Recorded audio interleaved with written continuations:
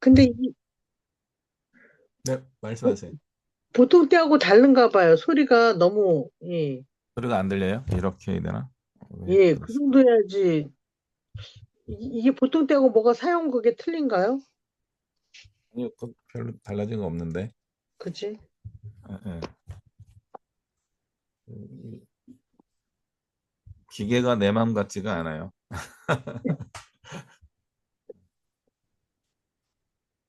예, 시작합시다. 네, 제 기도하고 시작하겠습니다. 하나님 아버지, 또 오늘은 임시 공휴일로 그렇게 정해진 날이기도 한데 우리가 어, 쉬는 시간을 가질 뿐만 아니라 또 하나님 말씀을 놓치지 않기 위하여 이렇게 또 귀한 시간을 내었습니다. 함께 하시는 분들에게도 은혜를 더해 주시고 또 오늘 사정이 있어서 이 시간에는 함께 하지 못하더라도 마음을 함께 하시는 우리 모든 가족들에게도 또 하나님 은혜와 복을 더해 주시고 있는 곳에 어느 곳에 계시든지 늘 하나님과 동행하며 복된 삶을 살아가는 우리 모든 믿음의 식구들 되게 하여 주옵소서. 오늘 특별히 다윗을 통해서 귀한 깨달음을 얻는 은혜의 시간 되도록 저희와 함께하여 주시옵소서. 감사드리며 예수 그리스도의 이름으로 기도합니다. 아멘. 네. 네. 그래서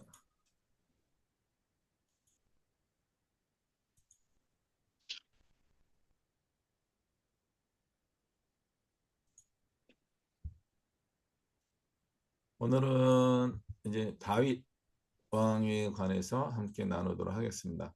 어, 어.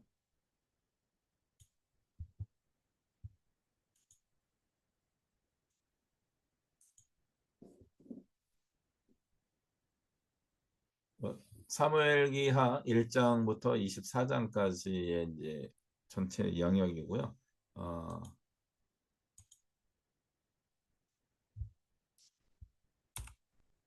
내용으로는 뭐 이렇습니다. 다윗은 사울 왕과 좀 다르게 하나님 앞에 신실하고 백성들에게 선한 정치력을 발휘한 그런 왕이었고 더 나아가서는 어, 주변 국가들과도 우호 관계를 잘 맺는 어, 그 능력을 보여주고요. 또 우호적 관계뿐만 아니라 또 강한 군사력을 가지고 음, 땅을 가장 많이 확장시켜 나가던 그런 시기이기도 합니다. 그래서 오늘 표현에서는 그래서 다윗 왕국은 영원할 것 같아 보인다라고 하는 가능성이 있어 보였습니다. 그러나 이제 두 번째 다윗의 부하의 아내와 함께 실수를 죄를 범함으로 말미암아 선지자에게 지적을 받고 그때 이제 하나님 앞에 회개하면서 용서를 받는 장면까지 있습니다. 그러나 이제 세 번째는 이제 용서하셨음에도 불구하고 이러한 다윗의 잘못 때문에 다윗과 함께 이스라엘 국가는 이 죄의 문제에 대한 값을 이제 치르게 됩니다. 그래서 다윗 왕국의 이제 명함이 엇갈리게 되는 내용들이 이제 사무엘기 하에 계속 이제 등장하게 됩니다. 다 잘 알고 계시는 내용일 거예요. 구조적으로는 다윗이 승리하면서 이제 이스라엘 전체 국가의 통치자가 되어가는 과정, 그리고 계속 전쟁이 끝나지 않았음에도 불구하고 부하들의 권면을 따라서 예루살렘 성에 머물러 있다가 실수하는 그런 다윗의 실수 이야기. 세 번째는 이제 그 결과로 인하여서 겪게 되는 다윗의 어떤 어려움, 국가적인 어려움 이런 내용들이 이제 사무엘기 하에 담겨 있게 있습니다. 뭐 시대적 배경으로는 이걸 먼저 했으면 좋았을 것 같다. 기원전 1000년입니다. 기원전 1000년. 음. 다윗 시대 이제 이게 이제 막 외워지시죠? 그리고 약 40년 후에 이제 솔로몬이 이제 등장하게 됩니다. 그래서 솔로몬은 기원전 961년쯤부터 통치를 하게 되고 다윗은 기원전 1000년부터 약 40년간 이런 통치 기간을 갖게 됩니다. 그리고 그 당시 이제 시기는 요 예루살렘, 헤브론 남부 지역, 부엘세바 이런 지역적 배경이 있고요. 그 외에 이제 다양한 어, 다윗의 그 당시의 영토의 영역입니다. 두로와 시돈 지역이라든가 요단강 동편 쪽 마하나임 지역이라든가 이런 식의 이스라엘 영토를 가장 넓게 확장한 왕입니다. 실제로 가장 넓은 영토를 차지한 사람은 솔로몬이지만 이 땅이 이렇게 넓어질 수 있도록 활동한 사람은 다윗과 다윗의 군대였습니다.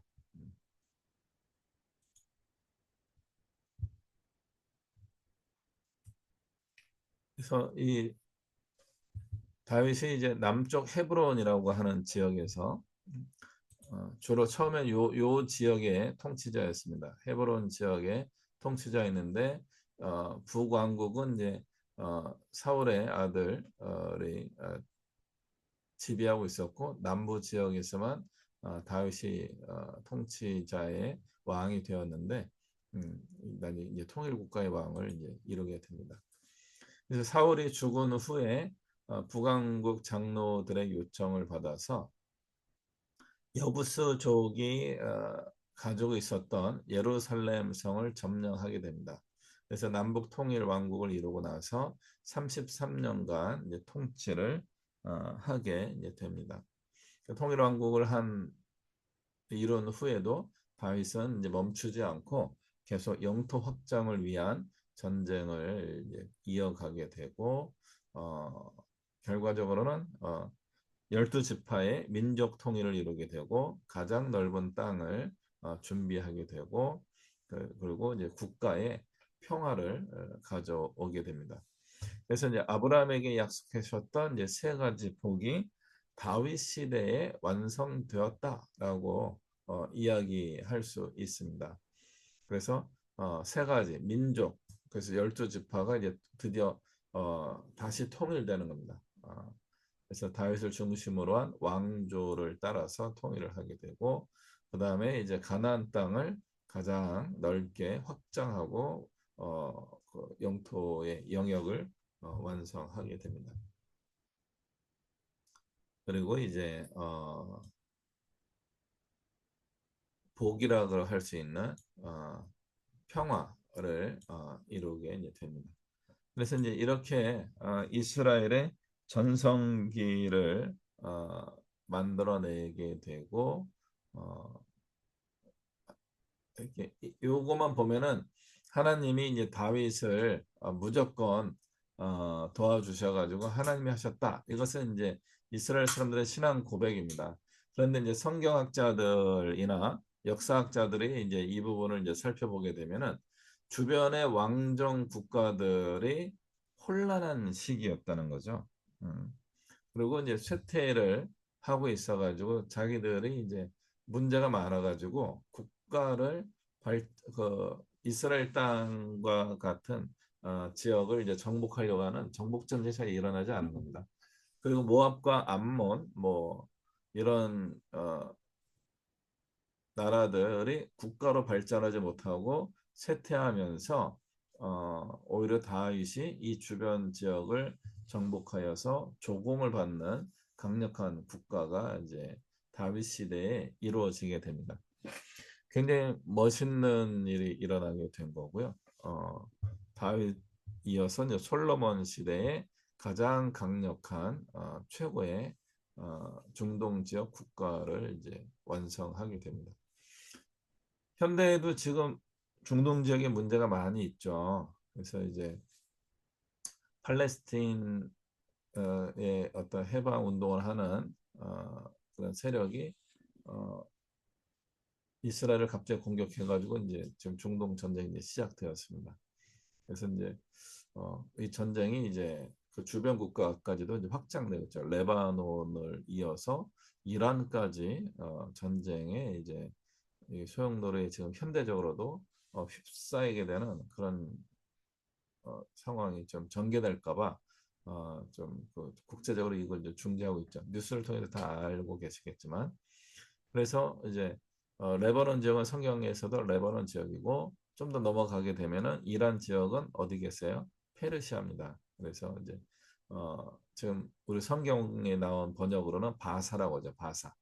바사라고 하는 나라까지 그런 강대국이 고대 사회에서는 이스라엘 점령했었는데 지금 현대 사회에서는 이스라엘이 어, 페르시아의 후예라고 할 수 있는 이란과 바벨론의 후예라고 할 수 있는 이라크 이런 나라를 이제 위협할 수 있을 정도로 굉장히 초강대국의 면모를 지금 보여주고 있습니다. 이런 모습을 보여주는 것이 이제 다윗의 어,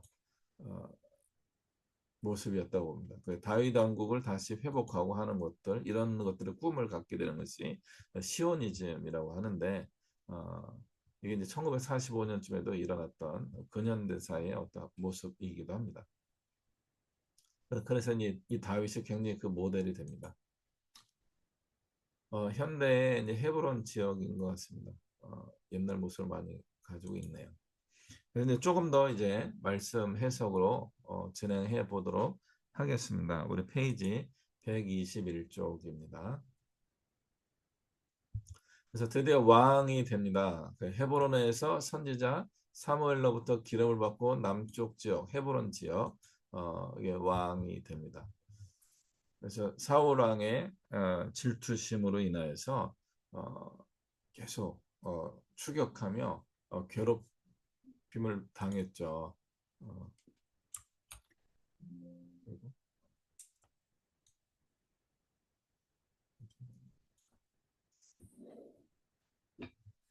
그래서 사울이 이제 죽은 다음에 오히려 다윗은 사울의 후손들을 돌봐주고 자기 식사를 나누어 줄 정도로 요나단의 아들을 자기의 왕자들과 같은 대우를 이제 해주기도 합니다. 굉장히 제가 볼 때는 정치적이에요. 제가 볼 때는 분열로 가지 않고 사울 왕이 나에게 잘못을 많이 했지만 나는 사울 왕을 향하여 이렇게 관대하게 어, 해주고 있다. 이런 것들을 이제 정치적으로 보여주는 제스처였다고 봅니다. 그래서 그것이 신앙적인 모습이었는지 아니면 굉장히 정치적인 그 어떤 연극이었는지 좀 논란의 여지가 많이 있긴 합니다. 그러나 성경에서는 굉장히 아량을 베풀어 주는 다윗으로 이제 묘사를 하고 있습니다. 그래서 요나단의 죽음에 대하여 굉장히 슬퍼하고 울기도 하고 그리고 그럼에도 불구하고 이제 사울 집안은 계속 쇠약해 가게 됩니다. 굉장히 이제 역사적으로 재미있는 겁니다. 나중에도 이제 나오겠지만 사울의 출신 지파는 베냐민 지파입니다. 베냐민 지파는 유다 지파가 얻은 땅 남부 지역 헤브론 지역에 같이 걸쳐서 살고 있는 그런 지파입니다. 그런데 이 지파에서 사울이 등장해서 이스라엘 통일 왕국의 리더가 된 거죠. 그리고 12지파가 이 사울을 지지했습니다. 그래서 이제 다윗이 왕이 된 후에도 11개 지파가 그 사울 집안을 지지한 것처럼 돼야 되는데 실제로는 베냐민 지파가 유다 지파와 함께 나머지 10지파와 대결하는 모양새를 가지게 됩니다. 그러니까 사울 지파의 사람들이 사울 집안을 적극적으로 지지하지 않은 것처럼 보이는 거죠. 아마도 헤브론 지역에서 유다 위주로 정권을 잡다 보니까 같은 지역에 살고 있었던 베냐민 지파가 유다 지파를 지지했던 걸로 보여집니다. 성경에서는 그런 뭐 정치적인 부분들을 이제 자세히 설명해 주지 않기 때문에 우리가 이 부분에 관해서는 이제 해석을 해야 되는데 그게 굉장히 특이한 겁니다. 베냐민 지파가 어, 유다 지파의 다윗을 지지하고 있었다. 실제로는 사울 왕이 베냐민 지파 출신이었음에도 불구하고 그렇게 됩니다. 나중에 이제 어, 르호보암 때 여로보암과 르호보암이 땅그 영토를 나누어 가지게 될 때 르호보암과 함께한 것이 바로 유다 지파와 베냐민 지파 이제 두 지파였던 겁니다. 그래서 이 베냐민 지파는 굉장히 애매한 위치를 좀 가지고 있기도 합니다. 사사기에서는 사사기 마지막 부분에서 이스라엘 11개 지파와 베냐민 지파가 전쟁을 하죠. 우리가 시빌 워라고 해서 내전으로 살펴봤던 기억이 있죠. 그래서 이 베냐민 지파는 굉장히 좀 특이한 어, 지파입니다. 음. 나중에 우리 신약 성경에서도 한 번 더 살펴보도록 하겠습니다. 그래서 이제 다윗이 이 베냐민 지파를 계속 선하게 대할 수밖에 없었다. 저는 그렇게 보죠. 굉장히 정치적인 면도 있었고. 근데 이것을 이제 신앙적인 면에서 잘 승화시키게 됩니다. 다윗이 이제 승리하고 나서 굉장히 많은 일들을 하게 되는데 아까 잠깐 지나간 장면이긴 하지만 여부수 가나안 민족의 하나인 여부수족이 정착해 있던 예루살렘 성을 이때 공격해가지고 겨우 탈환하게 뺏게 됩니다. 그러니까 다윗 시대까지 가나안 일곱 족속을 다 몰아내지 못하였던 거예요. 사사기를 거치고 사울왕 시대를 거쳤음에도 불구하고 가나안 일곱 족속을 다 물리치지 못했던 거죠. 근데 다윗 시대가 되어서야 여부수족을 물리치고 여부수족이 살던 그 예루살렘을 이스라엘의 수도로 만들게 됩니다. 어, 그래서 처음부터 예루살렘이 수도가 아니었던 거죠. 그래서 이 예루살렘의 어, 거룩함을 만들어 가야 되잖아요. 그러다 보니까 다윗이 시도한 것이 무엇인가 하면 언약궤를 예루살렘으로 옮겨가는 것이었습니다. 여호와의 법궤가 나와 함께하고 있다. 굉장히 신앙의 그 핵심을 자기의 정치적인 목적을 위하여 사용한 것처럼 또 보여요. 제가 너무 삐딱하게 봐서 그런지 모르지만 어, 다윗은 자꾸 그런 시도를 하게 됩니다. 근데 이 시도하는 과정에 실수가 일어나게 되죠.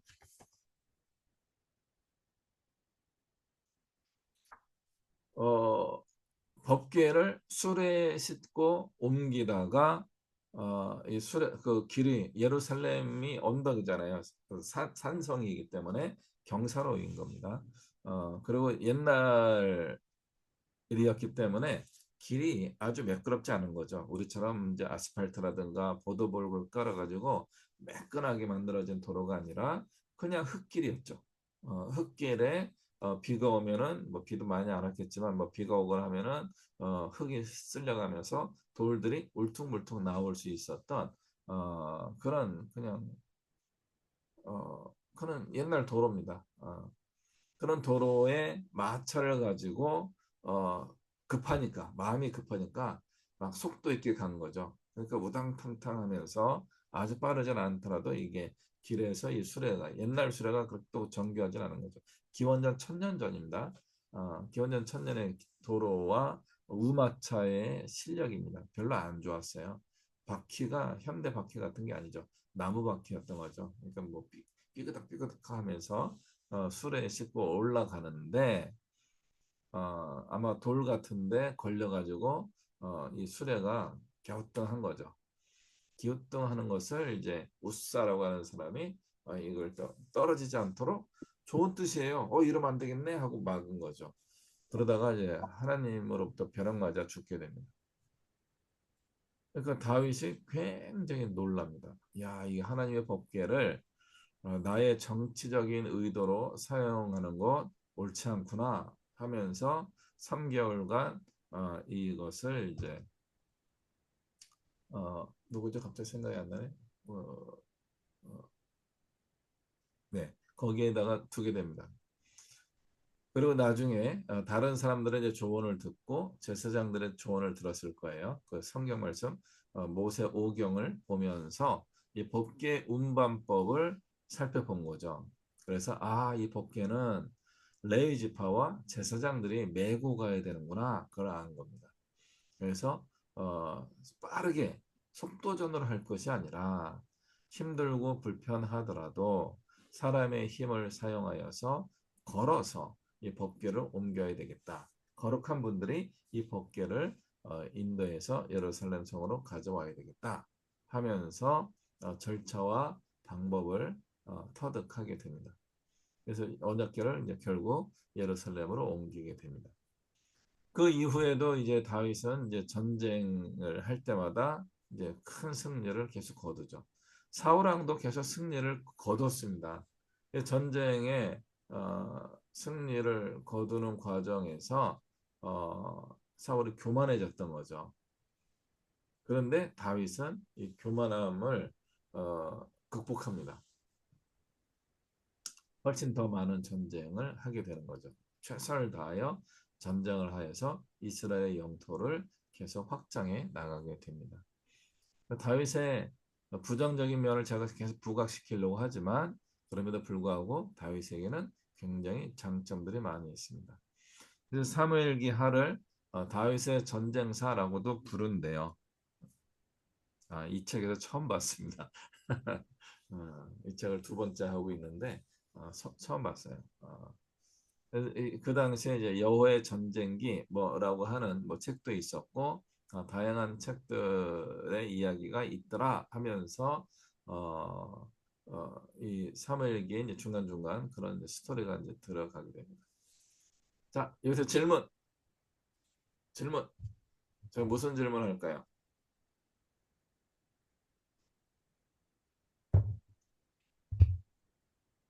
이때 사무엘이 살아 있었을까요? 죽었을까요? 네, 사무엘은 돌아가셨습니다. 사무엘이 돌아가셨는데 왜 여기를 사무엘 하라고 이야기했을까요?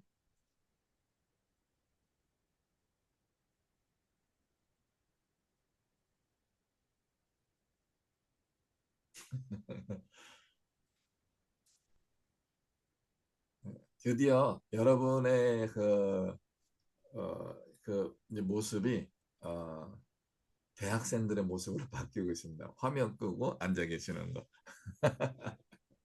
어, 그래서 처음에는 이제 이게 이제 굉장히 낯설었는데 제가 이제 인터넷 강의를 많이 하다 보니까 괜찮아요. 이제 저도 화면 끄고 있을 때 많이 있고요. 그렇습니다. 피드백이 안 오는 거 이해합니다. 그래서 이 사무엘기 하는 이스라엘 역사 후반부에 기록되었다라고 주장하는 학자들도 있어요. 그러니까 이 이야기는 이미 성경적으로 맞는 이야기인데 역사적으로 있었던 이야기인데 사무엘기 상하는 저자가 누구냐라고 할 때 전통적으로 당연히 사무엘 아니야라고 생각할 수 있는데 사무엘기 하를 보게 됨으로 인하여서 우리가 고민하게 되는 겁니다. 사무엘이 돌아가셨는데 어떻게 사무엘을 쓸 수 있을까? 이런 이제 당연한 자연스러운 질문을 하게 되는 겁니다. 이걸 준비하셔야 돼요. 여러분이 성경 교사가 되고 교회 학교에서 어린이 청소년을 가르칠 때 뜬금없이 이런 게 딱 눈에 띄는 아이들이 있어요. 걔들이 질문하는 거죠. 사무엘이 돌아가셨는데 사무엘 하는 누가 썼나요? 똑같이 마찬가지로 신명기는 모세가 모세오경 모세가 썼다고 하는데 마지막 장에서 모세가 느보산에 올라가서 돌아가셨다고 하는데 그 장면은 누가 쓴 겁니까? 이런 질문 당연히 나오는 겁니다. 그래서 이제 지금 현대의 신학자들의 해석은 사무엘의 제자들이 기록한 것이 아니냐라고 이제 그렇게 퉁쳐서 이야기하고 넘어가게 됩니다. 과연 누구였을까? 그래서 이분들을 우리가 어떻게 부른다고요? 신학적으로 신명기적 역사가들이라고 부르게 됩니다. 신명기 역사가들. 그래서 신명기 역사라고 하는 건 신명기가 이제 서론 기억이 돼서 여호수아, 사사기, 사무엘상하, 열왕기 상하까지를 이스라엘 역사를 기록한 사람들의 집단이 있었다라고 보고 있는데 그 집단의 역사 서술의 원칙, 역사관, 사관이라고 하죠. 역사를 바라보는 관점이 신명기적 역사관이었다라고 보는 겁니다. 그래서 신명기적 역사관을 가지고 있는 분들이 적어도 여호수아부터 열왕기하까지를 기록하지 않았겠는가라고 부르고 있습니다.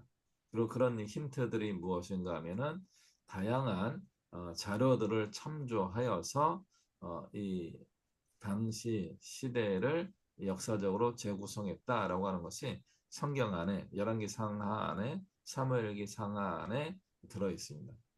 여호와의 전쟁기라고 하는 그 책도 그런 의미를 가지고 있습니다.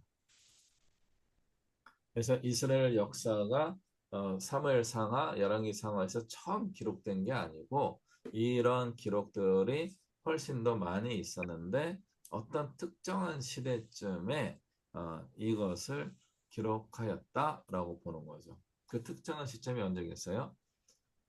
바벨론에게 멸망하였을 때입니다. 바벨론에게 멸망하면서 이스라엘 민족이 큰 충격을 받게 되죠. 어떻게 하나님의 백성들이 이러한 실패와 좌절을 겪을 수 있게 되는가? 그럴 수 없다. 여기에 대한 답이 있어야 된다. 그 답을 어디서 찾게 되냐면은 신명기서에서 찾게 되는 겁니다. 너희가 이 율법 말씀을 잘 지키면 복을 받게 될 것이고 율법을 어기게 되면은 벌을 받게 될 것이다. 그러나 회개하면 다시 회복하고 복을 줄 것이다. 그 이야기가 신명기에서 모세의 마지막 설교 방식으로 선포되었고 그 관점에 의해서 이스라엘 역사를 보니까 전형적으로 그런 일이 일어난 게 사사기, 사사시대였고 그리고 사사시대뿐만 아니라 이스라엘 전 역사가 그런 신명기의 관점, 율법 중심의 유대교적 관점에서 설명이 되더라 하면서 기록이 된 거죠. 그게 사무엘 상하, 열왕기 상하 이 말씀입니다. 그리고 그 기록 연대를 바벨론 포로기 초반부가 아니었겠는가 이렇게 보는 겁니다. 따라오시죠? 네, 넘어가겠습니다. 그래서 이제 다윗 왕국에 임하게 되는 복을 이제 선지자 나단이 이제 선포하게 됩니다. 선지자죠. 선지자는 하나님의 뜻을 대변하면서 외치는 분입니다. 그래서 다윗 왕조는 영원히 견고히 설 것이다. 다윗이 어디를 가든지 하나님이 그와 함께 있어 그의 모든 대적을 멸하실 것이다. 하나님은 그의 아비가 되고 그는 하나님의 아들이 될 것이다. 그의 집과 그의 나라가 그 앞에서 영원히 보존되고 그의 왕위가 영원히 견고하리라. 그래서 다윗 집안 자체의 복을 주기 시작하는 거예요. 이스라엘의 복이 다윗의 집안의 복처럼 변화된 것을 이제 보게 됩니다. 이러한 내용을 다윗 계약이라고 부르기도 합니다. 하나님과 다윗 사이에 맺어진 계약, 약속입니다. 그래서 다윗 집안이 하나님을 잘 섬기게 되면 왕조를 계속 이어갈 수 있게 해주겠다. 사울과 다른 복을 주겠다. 사울은 왕조가 끊겼지만 다윗에게는 이 왕조가 영원히 이어지도록 해주겠다. 이게 어디까지 이어집니까? 예수님까지 이어집니다. 다윗 왕조의 복이 왕이신 예수, 통치자 예수로 메시아 예수로 이어지게 이제 됩니다. 다윗 계획입니다.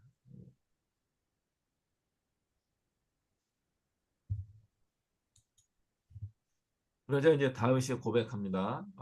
내가 누굽니까? 우리 집안이 무엇입니까? 예, 제가 주님께 드릴 말씀이 없습니다. 그래서 감사합니다. 다 받았어요. 억셉트. 그래서 주시니까 받겠습니다. 아, 이런 다윗과 같은 복을 우리가 모두 받았으면 좋겠어요. 우리 시대는 왕이 없는 시대잖아요. 근데 제가 이제 엊그제 어젠가 다큐멘터리를 하나 보면서 다시 왕조가 만들어질 수도 있겠다 이제 이런 생각을 하게 됩니다. 그러니까 왕조가 형성되는 건 뭐예요? 강력한 중앙 집권력을 가지고 있는 세력이 등장해서 국가를 통치하게 될 때 등장하는 거죠. 그런 나라가 어디예요? 중국이에요, 중국. 먼저 중국에 대하여 굉장히 감시국가, 통제국가. 1984라고 하는 누구죠? 조지 오웰의 소설인가? 거기 보면 빅브라더, 감시하는 체계가 있는데 그것이 이제 미래 사회의 모습이다라고 그 소설에서 이야기해 줬는데 어, 실제로 그것을 구현한 나라는 자본주의 사회에도 우리나라도 이제 뭐 CCTV라든가 그런 게 많이 있지만 이걸 강력하게 구현한 나라가 지금 중국입니다. 제 어제 그 다큐멘터리를 보면서 야 저러다가 또 새로운 왕이랑 황제가 등장할 수도 있겠네 이런 생각을 이제 해보기도 했습니다. 그럼에도 불구하고 이제 원래부터 왕이 있던 나라를 제외하고는 대부분의 나라가 이제 왕들이 이제 사라졌습니다. 심지어 중국까지도 이제 왕이 없죠. 그래서 이제 어, 국가 주석이라고 하는 시진핑 이런 사람들이 이제 왕의 역할을 하고 일본은 왕이 있지만 총리가 국가의 정치적 역할을 다 감당하게 되고 우리나라는 이제 대통령이 선출되어 가지고 이제 어, 행정의 여러 가지 일들을 이끌어가게 됩니다. 그러니까 왕이 없는 시대입니다. 그래서 우리는 다윗처럼 왕이 될 수 없어요. 그럼 이 성경 말씀 다윗이 받은 복은 왕이 될 우리가 없기 때문에 우리의 말씀이 아닌 거죠. 그럼 이제 어떻게 해야 됩니까? 왕이 아닌 우리를 위한 방식으로 성경을 해석해야 됩니다. 실제로 지금 우리 교회에서 설교되어지는 내용들이 다 이 방식이죠. 왕이었던 다윗에게 준 말씀을 일반 평민인 우리를 위한 말씀으로 다 지금 바꾸고 있는 거, 바꿔서 이야기하고 우리도 성경 읽을 때도 그렇게 받아들이고 있습니다. 그러면 어, 가장 핵심은 뭐예요? 겸손함입니다. 겸손함. 하나님의 복을 받는 최고의 원리는 하나님 앞에 자신을 낮추고 감사하며 하나님을 찬양하는 것입니다. 사울왕은 이걸 못했기 때문에 주신 복을 다 빼앗기고 잃어버리고 본인만이 아니라 집안 자체가 다 망하게 되어버립니다. 그런데 다윗은 이런 하나님의 축복의 말씀이 선포되는데도 불구하고 제가 무엇입니까? 아무것도 아닙니다. 제가 할 말이 없습니다. 감사합니다. 이렇게 받는 겁니다. 복 받는 원리를 우리는 사울 왕과 다윗을 비교하여서 이제 알게 되었습니다. 네, 그다음에 이제 하나님의 이런 축복의 말씀 때문에 다윗은 하는 일마다 형통하게 되고 전쟁마다 승리하게 됩니다. 그러므로 우리도 하는 일마다 형통하고 싸우는 모든 일에서 승리해야 되잖아요. 왜 안 돼요? 이 말씀에 의하면은 여러분이 교만해서 그렇습니다. 아니면 믿음이 없어서 그렇습니다. 주변 나라들은 다윗 왕에게 조공을 바치고 그의 이제 신하 나라가 되겠다고 충성을 맹세하기도 합니다. 그래서 하나님께서 아브라함에게 하셨던 이 약속이 이루어졌다. 그래서 하나님의 축복이고 다윗이 믿음으로 받은 유산이라고 이렇게 이제 정리합니다. 이것이 이제 다윗의 이제 승리의 내용들이라고 하겠습니다.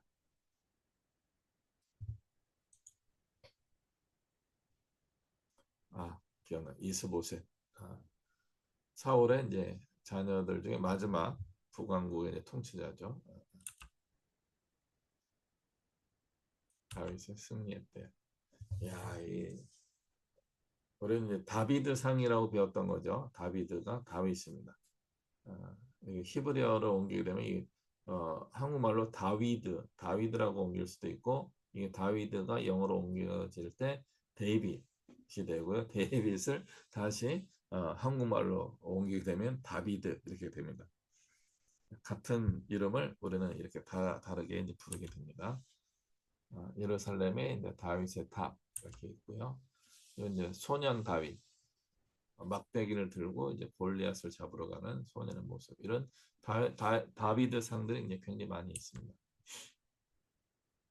법궤 앞에서 춤추는 다윗. 그래서 다윗의 이런 천진난만함을 좀 본받을 필요가 있는데, 우리 애니어그램을 공부해 보셔서 알죠. 이게 되는 분들이 있고 잘 안 되는 분들이 계십니다. 저도 잘 안 되는 쪽이었는데 요즘 좀 노력하는 편입니다. 춤추려고 애쓰고 있습니다. 또 이제 다윗의 전형적인 모습, 기도하는 다윗. 다윗이 이 정도 영토를 확장하게 됩니다. 원래는 이 정도의 땅이었는데 모압과 암몬 지역, 또 에돔 지역까지도 이제 증벌하게 되고 다마스쿠스, 어, 다메섹이라고 하는 어, 사도 바울이 변화되는 그 지역, 다마스쿠스, 페니키아, 성경에 베니게라고 되어 있는데 페니키아 지역, 그다음 아람이라고 되는 시리아 지역까지 이런 통치 영역을 가장 많이 확장하게 됩니다. 대단한 분인 거예요. 그래서 이런 이제 지역 이름을 따서 돕인가 보네. 구슬, 엘람, 마하나임, 암몬 지역, 모압 지역, 에돔 지역, 이제 아말렉, 블레셋 이런 쪽 다 물리치고 기브온 지역, 예루살렘, 여기 아까 여부수죠. 이런 데를 다 전쟁에서 정복하게 이제 됩니다. 그래서 사울도 정말 애를 썼는데 사울의 업적은 아무도 기억을 이제 안 해주죠. 실패한 사람으로만 기억합니다. 반대로 다윗은 성공적인 분으로만 기억되는데 실제로 다윗은 성공적인 일만 하지는 않았습니다. 다윗은 제가 볼 때 굉장히 영악하고 교활하고 굉장히 욕심이 많았던 그런 분으로 여겨져요. 성경을 읽을 때 저만 그런 느낌을 갖는지 모르지만 저는 그런 생각이 좀 많이 들더라고요. 근데 다윗의 이제 결정적인 실수가 있습니다. 자기의 부하 햇사람, 햇사람 뭐예요? 히타이트족이라는 뜻입니다. 가나안 일곱 족속 중에 한 사람입니다. 그러니까 지금의 터키 출신의 어, 어, 이방인 출신 군인입니다. 장군이고요. 전쟁을 잘 했던 사람입니다. 그런데 다윗이 이 사람을 중용한 거죠.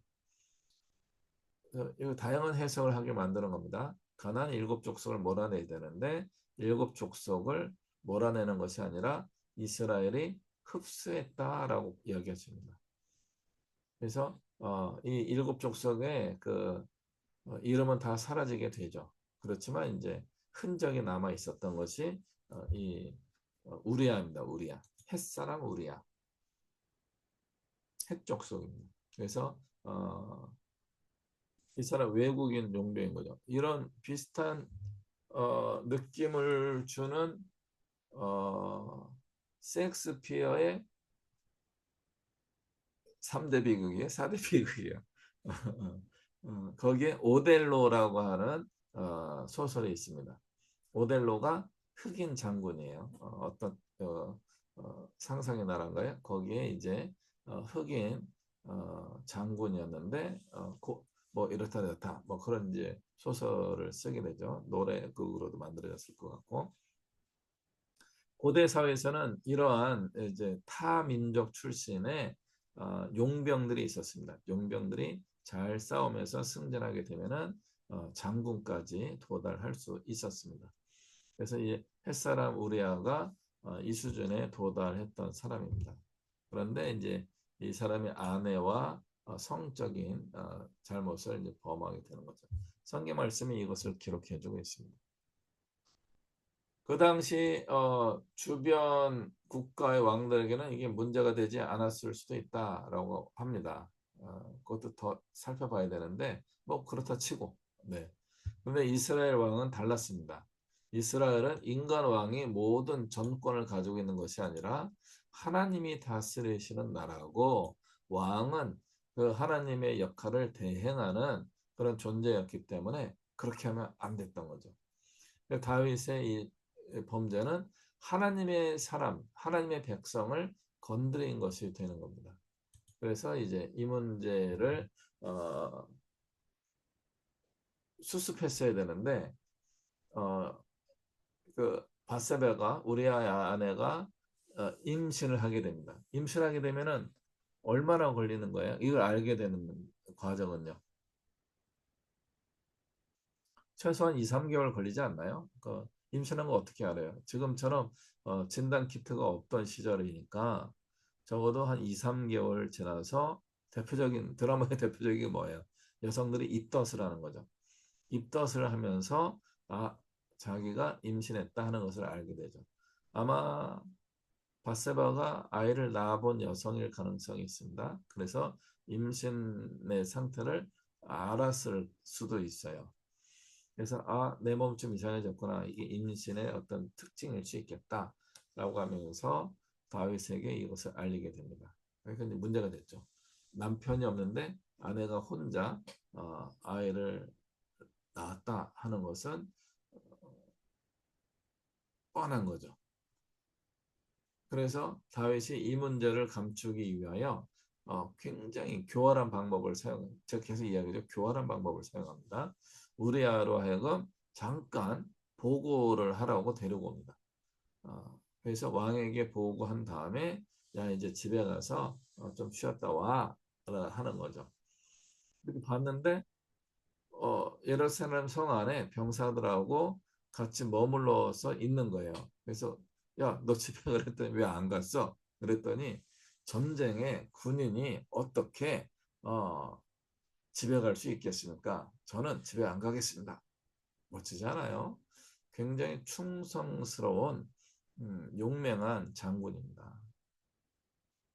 그러나 다윗의 계략이 이제 아주 뭐죠? 산통이 깨진 거죠. 실패합니다.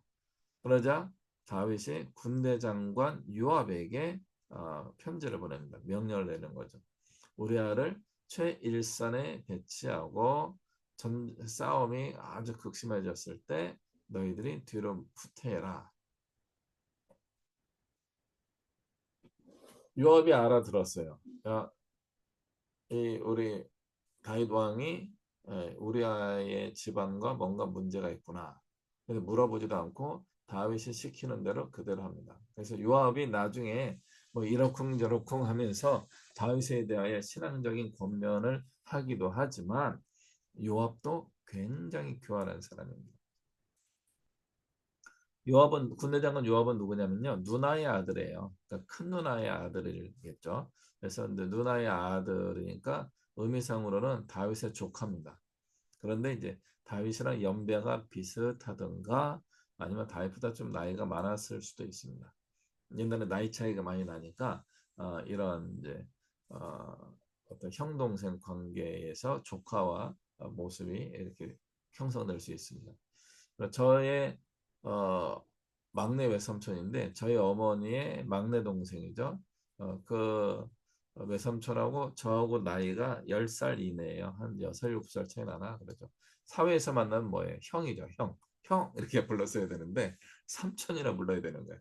그래서 왜 삼촌이지? 이렇게 봤는데 더 재밌는 거는 저희 큰 이모의 어, 아들하고 이 삼촌하고 나이가 비슷해요. 저희 사촌 외사촌 형이 나이가 더 이종 사촌 형이 나이가 많았던 것 같아요. 그런데 이 외삼촌이 그 사촌 형에게 하대해요. 어, 뭐 그런 게 있었습니다. 여러분도 그런 경험이 있으셨는지 모르지만 어릴 땐 그래도 굉장히 특이했어요. 어, 저 형이 나이가 더 많아 보이는데 우리 외삼촌이 이렇게 말을 낮춰서 하네 뭐 이런 본 거죠. 이런 관계가 비슷한 게 다윗과 군대 장관 요압의 관계였습니다. 그래서 이 조카입니다, 조카. 다윗의 조카인데 어, 이게 서로 어릴 때부터 같이 자라왔을 거예요. 잘 알아요. 다윗의 성품도 알고 다윗도 요압의 성품도 알고 둘이 뭔가 잘 맞았죠.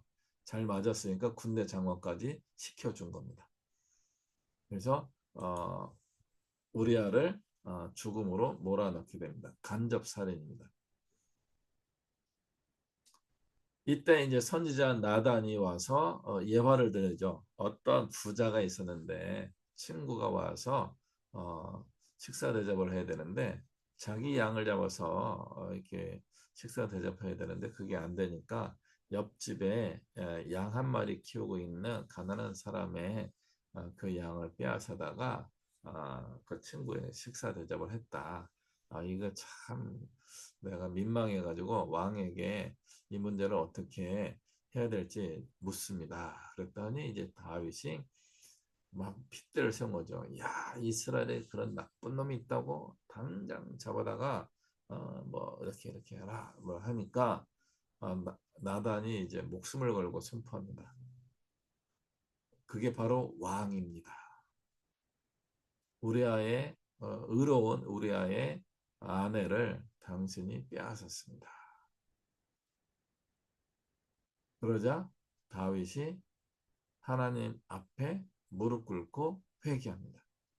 이게 다윗과 사울의 전혀 다른 모습입니다. 정말 사울은 다윗만큼 교활하지는 않았어요. 우직한 사람이었습니다. 우직하고 어떤 면에서 좀 무식하다 그럴까요? 어, 강직한 모습도 있었어요. 그런데 이것이 딱 고착화되니까 회개해야 될 때 회개를 못하는 성격이 된 겁니다. 반대로 다윗은 괜히 교활하고 아주 살살살살 막 이렇게 뒤에서 조작하고 음모를 꾸미는 그런 사람이었어요. 그런데 결정적인 순간에 회개하는 분이었습니다. 이게 사울왕과 전혀 다른 모습입니다. 하나님 앞에 무릎 꿇고 회개합니다. 다윗은 자기가 한 일에 대해 변명하지도 않고 그것을 미화하지도 않고 정당성을 주장하지도 않습니다. 다만 하나님께 용서해 주세요 라고 간절한 기도를 하게 됩니다. 그리고 하나님이 이때 다윗을 용서하십니다. 저는 이 부분이 성경에서 가장 불편한 부분 중에 하나입니다.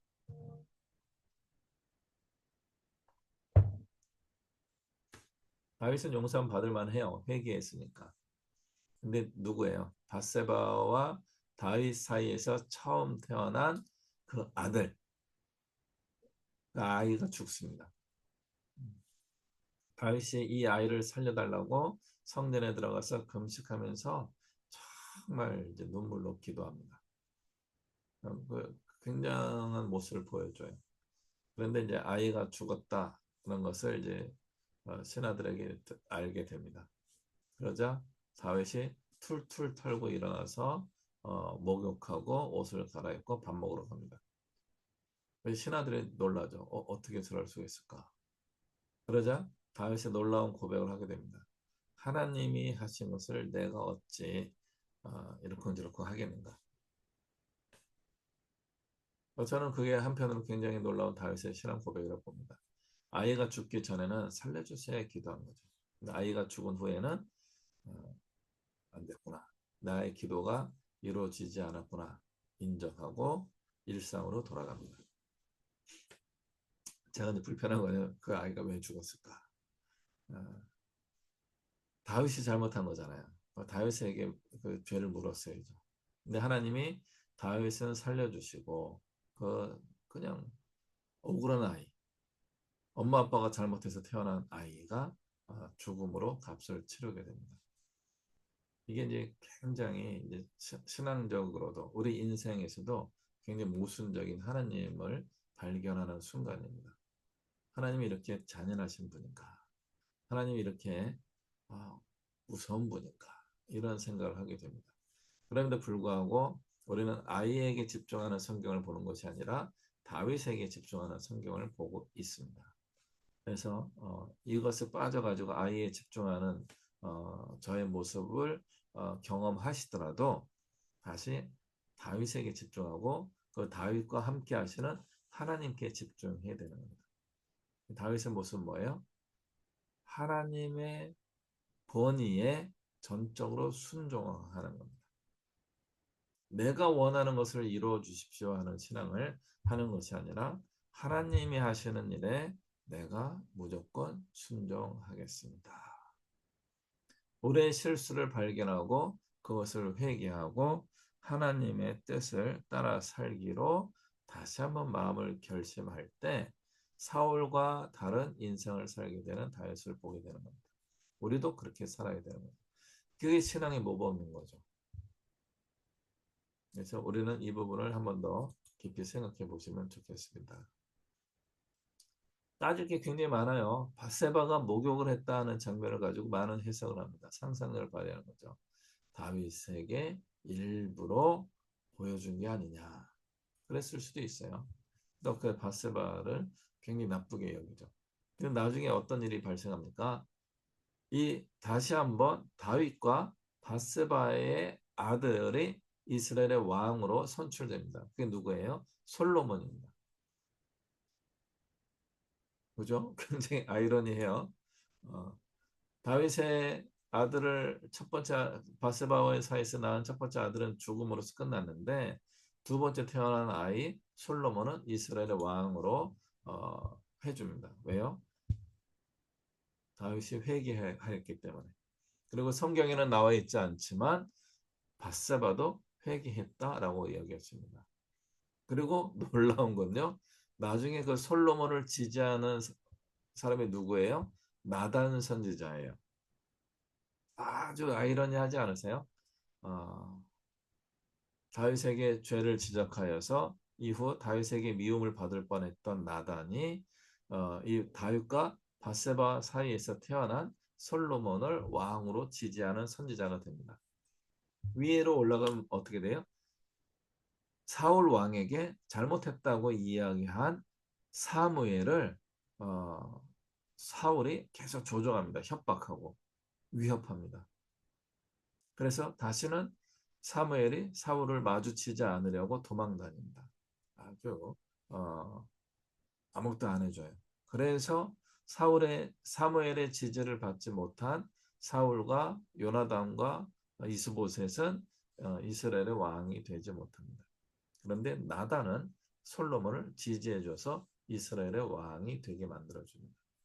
이 과정에 바세바가 원한이 있지 않았겠어요? 나의 아들을 죽게 만든 사람처럼 나단을 대했을지도 모릅니다. 근데 나단이 이 바세바를 찾아가서 지금 솔로몬을 왕으로 세워야 됩니다. 그래서 이제 뭐 다음 주에 한번 그 내용을 한번 살펴보도록 할게요. 이제 뭐 지금 뭐 솔로몬을 이야기할 때가 아닙니다. 이제 곧 압살롬이 등장하게 됩니다. 기드론 지역 시내가 지역에서 압살롬과 전쟁하게 됩니다. 그러면은 다윗이 회개했으니까 용서를 받았지만 다윗의 책임을 피할 수가 없게 되었습니다. 그래서 다윗과 바세바가 은밀히 죄를 지었다면 너의 집안에서 이 성적인 이 범죄를 백주 대낮에 어, 벌어지게 만들 것이다. 이게 하나님의 다윗의 죄에 대한 징계였습니다. 첫 번째가 이제 바세바의 몸에서 태어난 아들이 다윗과 다윗의 아들이 이제 죽는 일입니다. 두 번째는 암논이라고 하는 다윗의 장자입니다. 첫 번째 아들이 자기의 이복 누이 압살롬의 여동생을 성폭행하게 됩니다. 집안이 뭐 아주 엉망진창이 되는 겁니다. 다말의 친오빠인 압살롬이 생일 잔치를 벌려가지고 초대해가지고 잔치 벌이는 중에 암논을 아주 처참하게 살해하게 됩니다. 그리고 망명해 버려 도망가 버립니다. 아주 뭐 집안이 뭐 엉망진창이 되는 겁니다. 아들 딸들이 아주 하고 있는 겁니다. 그래서 자녀들의 이런 문제는 사실은 부모들 책임일 수도 있습니다. 우리가 이 부분을 신앙적으로 풀어가려고 애를 써야 되는 겁니다. 어, 요압이 이때 그 아주 지혜를 발휘해가지고 압살롬을 다시 데리고 오도록 이렇게 다윗을 설득하게 됩니다. 그래서 이제 어, 다윗이 압살롬을 용서하고 이제 예루살렘으로 돌아오게 됩니다. 그런데 어, 다윗이 남의 일은 좀 잘하는 편입니다. 그런데 자기 아들 이 말썽꾸러기 압살롬이 돌아왔을 때 이 아들과 어떻게 관계를 회복해야 되는지 잘 몰랐던 것 같아요. 그러니까 압살롬의 관점에서는 아버지가 나를 불러놓고 얼굴도 안 마주치는 거예요. 그러니까 얼마나 불안불안하겠어요. 고대 사회에서는 왕이 화가 나면은 자기 왕자들을 죽이는 일도 굉장히 많았습니다. 제가 요즘 중국 사극을 보게 되는데 그런 일들이 비일비재합니다. 굉장히 많이 일어나요. 반대로 자녀들이 이게 쿠데타를 일으켜가지고 혁명을 하는 경우도 굉장히 많이 있고요. 고대 사회에서 왕권이 약하였기 때문에 그런 일들이 굉장히 많이 있었습니다. 그 압살롬이 돌아와서 아버지가 자기를 용서했다고 하는데 이게 화해가 안 되는 거죠. 다윗은 또 그런 능력이 없고요. 그러다 보니까 이제 아무래도 이게 위험하다. 자기 위상이 좀 흔들릴 것 같다. 그래가지고 백성들의 마음을 이제 환심을 사는 일들을 많이 하게 됩니다. 그리고 이제 때가 되었을 때 헤브론 사람들 누구의 유다 지파예요. 유다 지파 헤브론 사람들과 적당하여서 다윗을 반역하여서 쿠데타를 일으키게 됩니다. 하나님의 은혜로 다윗이 이때 죽음을 면합니다. 그리고 여기에 이제 관련된 많은 사람들이 등장해가지고 뭐 다윗을 죽이자 아니 그렇게 하지 말자 막 그러한 제사장들의 어떤 그 어떤 설정 굉장히 정치적인 설정입니다. 완전 드라마의 한 장면과 같은 그런 일들이 일어나게 됩니다. 그리고 이제 정보를 줘서 요단강 나루터에 머물러서 쉬고 있는 다윗에게 여기 쉬지 말고 빨리 요단강을 좀 건너십시오 하면서 전쟁이 좀 늦어지게 만들고 다윗이 회복할 시간을 갖게 되는 아주 절체절명의 극적인 상황들이 계속 이어지게 됩니다. 그리고 이제 압살롬과 전면전을 하게 되는 거죠. 그러니까 압살롬의 지혜로운 참모가 전면전하지 말고 이제 어, 지금 다윗을 먼저 죽이십시오 이렇게 얘기했는데 후세죠. 후세가 지혜를 막 주면서 왕이 멋있게 전쟁을 해야지만 백성들이 추종하지 않겠는가 전면전을 하십시오 했는데 그 왕이 그게 더 멋있어 보이니까 압살롬이 그 지혜를 따르게 됩니다. 그렇게 해서 이제 전면전에서 압살롬이 패하게 되고 이 사람의 외모에 멋있었던 긴 머리가 마지막에 자기의 아주 트레이드 마크가 죽음에 덫이 돼서 생을 마감하게 됩니다.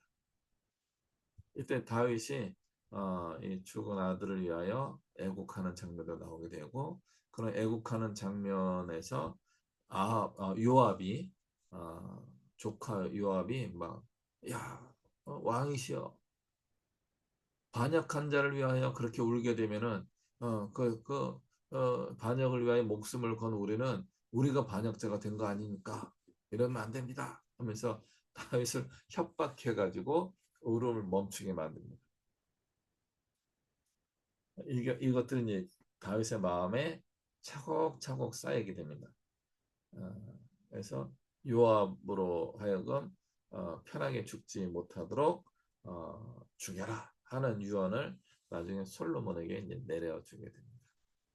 거기까지 가야 돼요. 이 성경 역사의 이해가 예루살렘으로 이제 다시 이제 돌아오게 되고 어, 회복이 됩니다.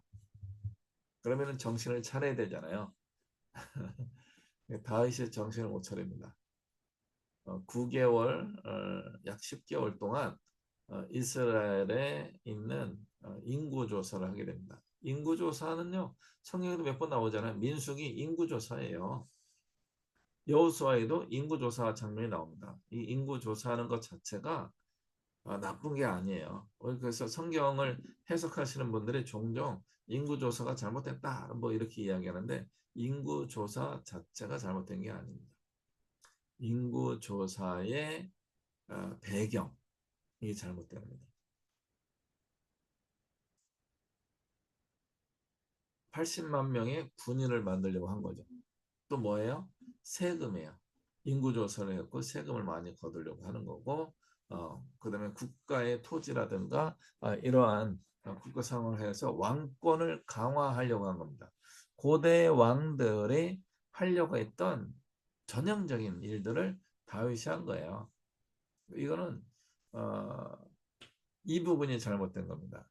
전형적인 일을 하게 되는데 여기에 왕이신 하나님, 왕이신 나의 하나님 이걸 빼려고 한 거죠. 왕이신 나 다윗이 이렇게 하는 거죠. 자기의 왕권을 강화하려고 했던 겁니다. 이것이 사울이 빠졌던 함정하고 똑같은 거예요.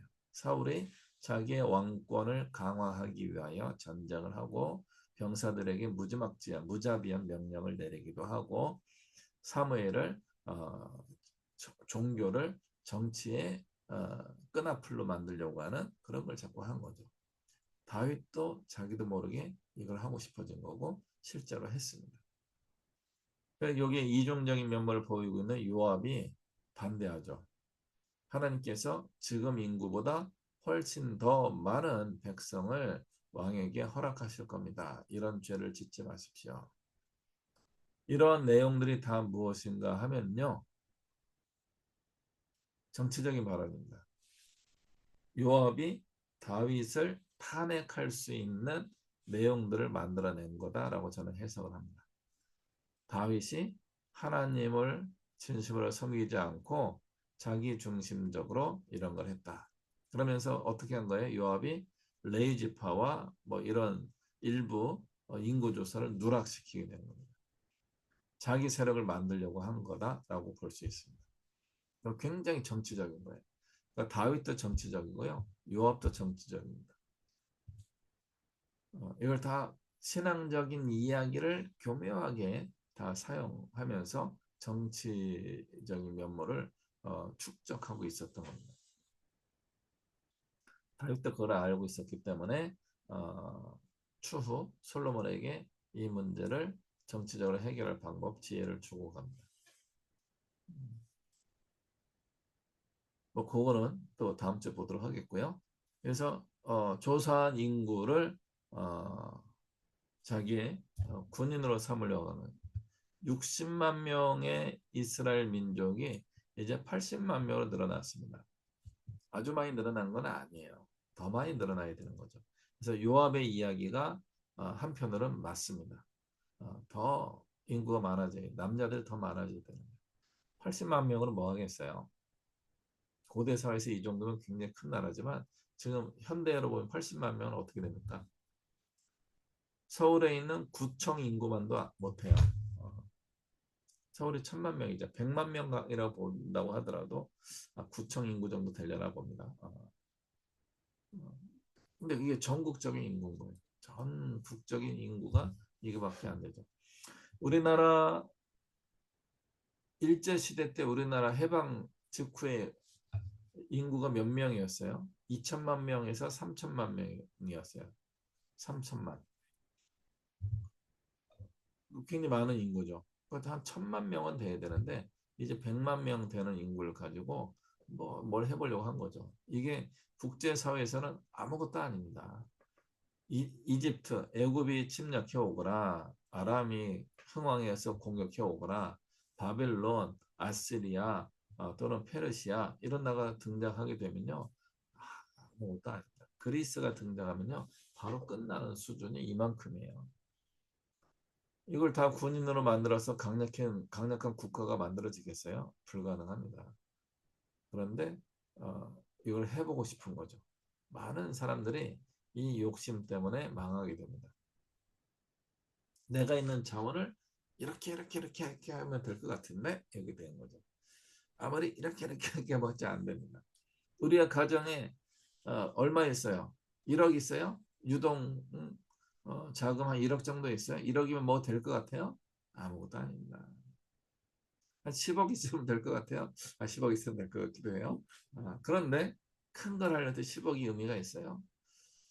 아무것도 아닐 수 있어요. 정말 부자들에 비하면 우리가 10억을 가진다고 하더라도 아무것도 아닙니다. 100억이 있으면 그건 뭔가 있을 것 같아요. 그러나 그때마다 또 욕심이 생기는 거죠. 사업을 해볼까? 큰 사업을 해볼까? 땅을 더 사볼까? 그런 욕심이 생기는 겁니다. 우리가 자꾸 빠지는 함정들이 그겁니다. 나의 자원이 이렇게 많아지면은 뭘 해볼 수 있을 것 같은데 있는 자원에서 그런 꿈을 꾸게 됩니다. 그게 아니라 하나님이 더하여 주시기를 기도해야 하는 겁니다. 지금까지 우리를 인도하시는 하나님, 앞으로도 하나님께서 우리의 삶을 주관하시고 인도하여 주옵소서. 지금 내가 가지고 있는 복 받은 걸 가지고 막 목에 힘주고 그걸 어떻게 잘해볼까 이런 꿈을 꿀 수도 있어요. 그러다가 하나님을 놓칠 수가 있습니다.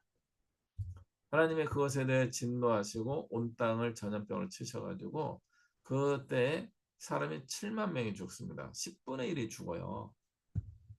80만 명에 7만 명, 약 11분의 1이죠. 퉁 쳐서 10분의 1이라고 생각해 보면 됩니다. 다윗 한 명의 죄 때문에 군인의 숫자의 10분의 1, 여기 남성, 여성, 어린이들이 다 포함됐을 겁니다만은 7만 명이 사망하게 됩니다. 우리가 가지고 있는 것은 순식간에 날아간다 그런 뜻이에요. 다윗이 이 문제를 다시 회개합니다. 하나님, 나의 죄인데 내가 혼나야 되는데 이 백성이 고난당하면 안 되지요. 하나님 도와주세요. 살려주세요. 해가지고 이 문제도 다윗의 회개로 이제 수습이 되긴 합니다만 결과는 뭐예요? 7만 명이 죽은 거예요.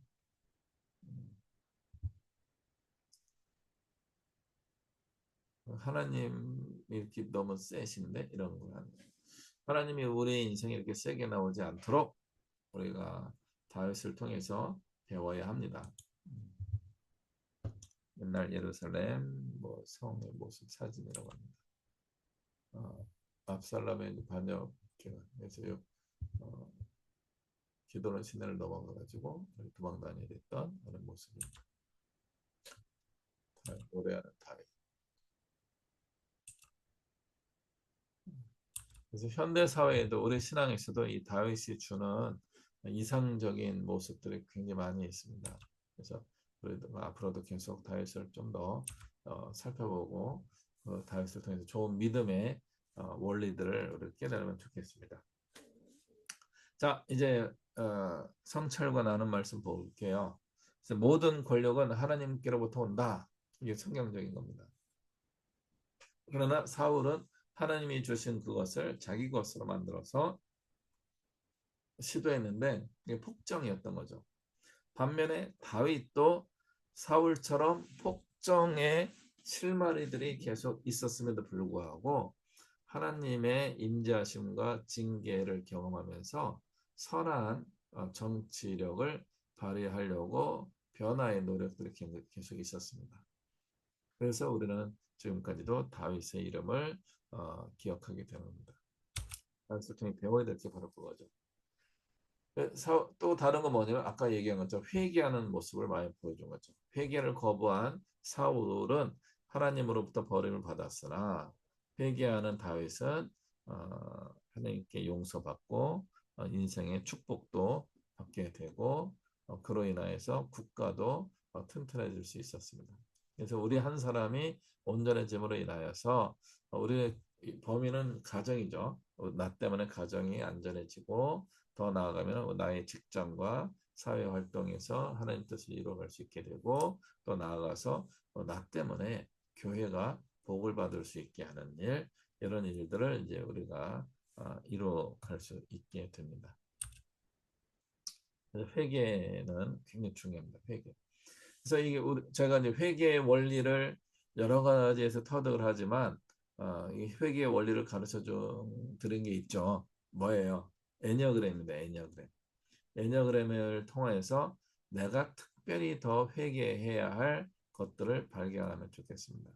1번은 분노, 2번은 교만, 3번은 속임수, 4번은 어떤 독창성, 그 질투심, 5번의 그 탐심, 6번의 그런 불안감, 7번의 어떤 다양성에 대한 아주 관심, 8번의 그런 무정함, 9번의 게으름 이런 것들 회개해야 됩니다. 자기만의 죄성을 회개하면서 그로 인해서 발생한 문제들을 고쳐 나가게 되면 하나님 우리를 복 주실 줄로 믿습니다.